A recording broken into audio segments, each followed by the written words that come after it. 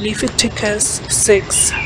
The Lord said to Moses, "If anyone sins and is unfaithful to the Lord by deceiving his neighbor about something entrusted to him, or left in his care, or stolen, or if he cheats him, or if he finds lost property and lies about it, or if he swears falsely, or if he commits any such sin that people may do, when he thus sins and becomes guilty, he must return what he has stolen or taken by extortion, or what was entrusted to him, or the lost property he found, or whatever it was he swore falsely about.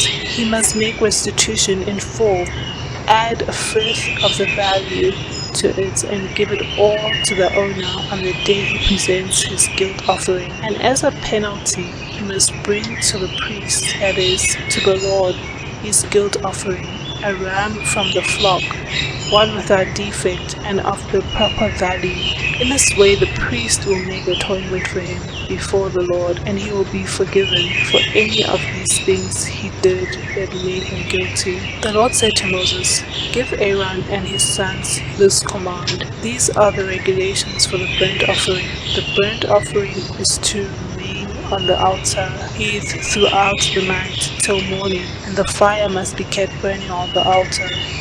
The priest shall then put on his linen clothes with linen undergarments next to his body, and shall remove the ashes of the burnt offering that the fire has consumed on the altar, and place them beside the altar.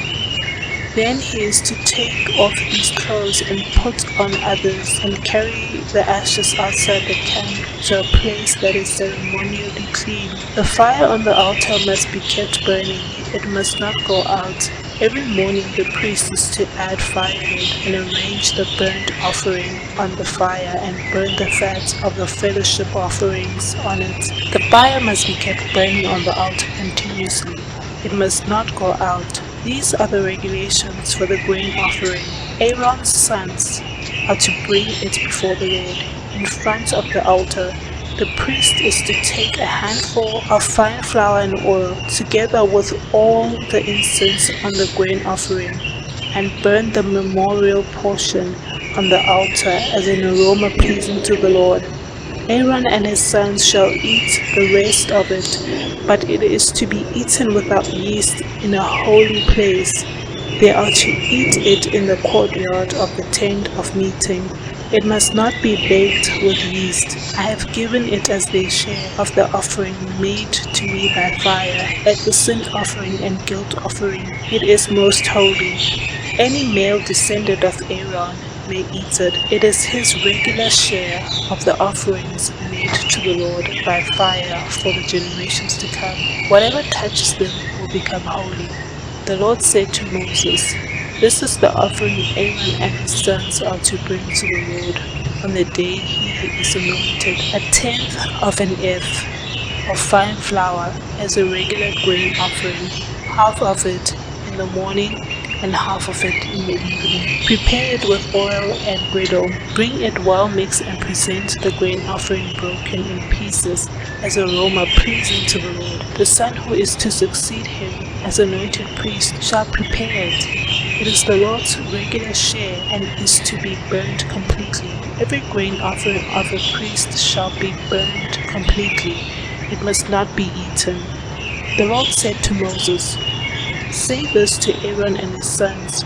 These are the regulations for the sin offering.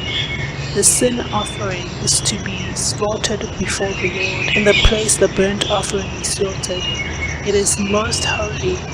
The priest who offers it shall eat it. It is to be eaten in a holy place, in the courtyard of the tent of meeting. Whatever touches any of the flesh will become holy, and if any of the blood is spattered on a garment, you must wash it in a holy place. The clay pot the meat is cooked in must be broken, but if it is cooked in a bronze pot, the pot is to be scoured and rinsed with water. Any male in a priest's family may eat it. It is most holy. But any sin offering whose blood is brought into the tent of meeting to make atonement in the holy place must not be eaten. It must be burned."